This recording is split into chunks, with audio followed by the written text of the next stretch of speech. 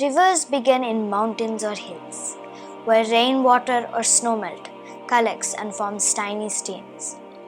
Many of such streams converge to form a river. Then, the river flows from a higher elevation to a lower elevation, eventually into the ocean.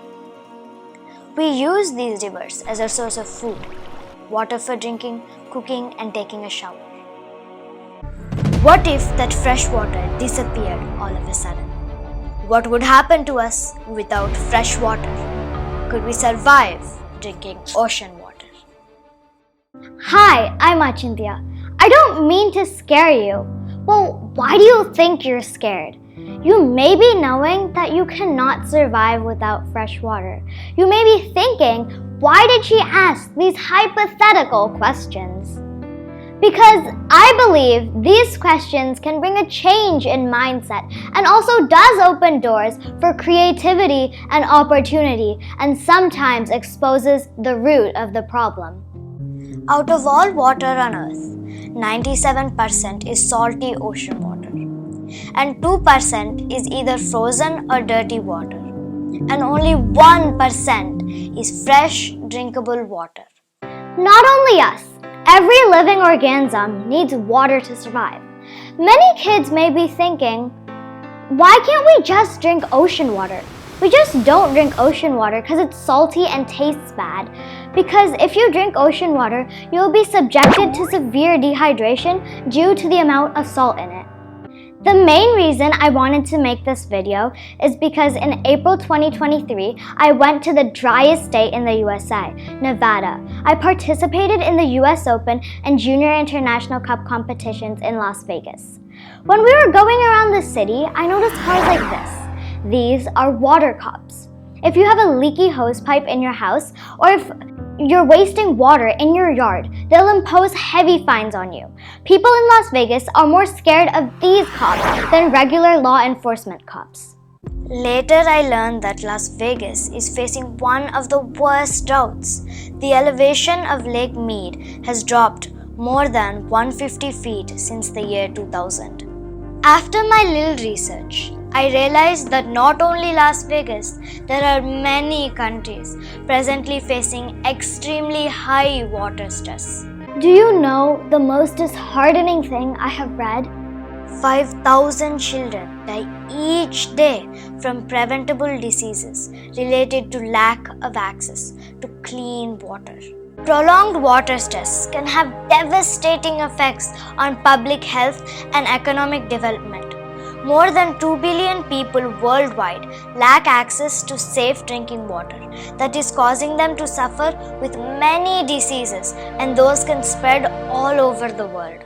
How do we face this water scarcity problem? What do we do to save one of the essential elements of life? In our own little ways, we can also help lower the possibility of water scarcity. Here are some ways that we could help. Turn off water while brushing your teeth. Take shorter showers. Use dishwasher and washing machine efficiently. Save power. According to researchers at Virginia Water Resources Research Center, thermoelectric power plants consume more than 500 billion liters of fresh water per day in the United States alone. Don't waste food. Buy only how much you can eat. You may be wondering how this is related to saving water. According to UK's Institution of Mechanical Engineers, as much as 2 billion tons of food are wasted every year. That is equivalent to 50% of all food produced, mostly because of the expiry dates on the food. Do you know how much fresh water is used to produce food? Over 17,000 liters of water is needed to produce 1 kg of chocolate, and over 15,000 liters of water is needed for 1 kg of meat. And 1 unit of pizza, almost everyone's favorite food, takes more than 1,000 liters of water, and the list goes on. Save water in the garden. Water the plants only when needed. We did our own little calculation to see how much water we may be using to water our own little garden. We measured the water that we use per day to water our garden. It turned out to be approximately 40 gallons of water for one-time watering the garden. Say if we water the garden twice a week for 6 months, we'll be approximately using 1,920 gallons. That's about 7,000 liters. And that's excluding lawn watering. So we decided to save rainwater by installing rain barrels. I asked my dad to come up with a plan instead of buying rain barrels from the market. We created our own style of catching rainwater to use for our garden. We plan to install the rain barrels close to our garden, positioned below the downspout of a roof gutter. We installed a base with concrete bricks to have a raised platform for the rain barrels. Then we placed 3 55-gallon drums and installed faucets to collect the stored rainwater. We drilled a hole on one of the lids and placed a sink strainer to filter the water entering the drums. All 3 rain barrels are connected in series to catch rainwater.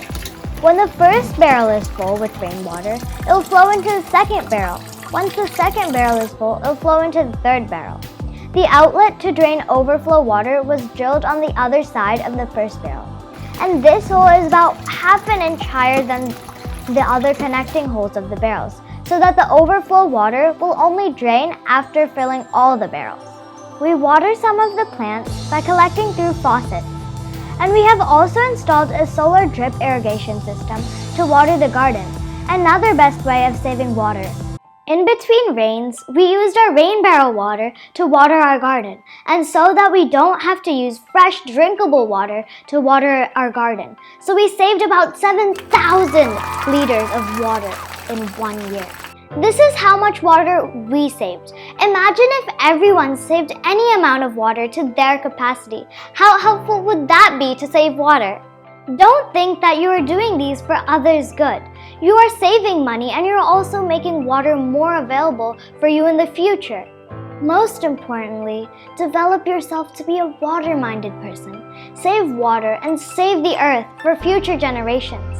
Water conservation is very important. Please practice using water efficiently and avoid unnecessary water usage. If we neglect this, then future wars will most likely be fought over water than on anything else. 1, 2, 3, 4, 5, 6, 7, 8, 9, 10. See how much time it took for the droplet to come out of the faucet. You probably would have got frustrated and left by now. But as predictions, there will be a day where you'll be willing to wait even longer for just that one drop to come out and for you to collect it. The clock is ticking. To solve the problem before future droughts dry up the earth completely, make sure you recognize how valuable water is before there isn't enough of it.